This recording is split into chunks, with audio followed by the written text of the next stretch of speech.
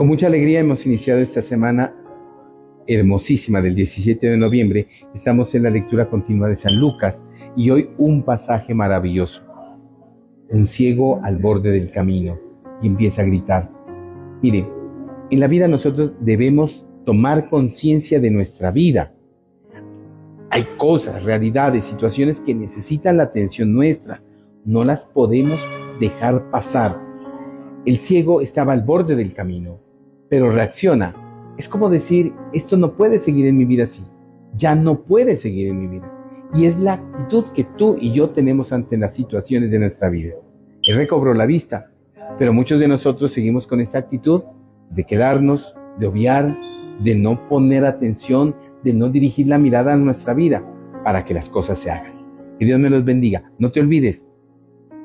Ya pronto, bendición de la corona de Adviento.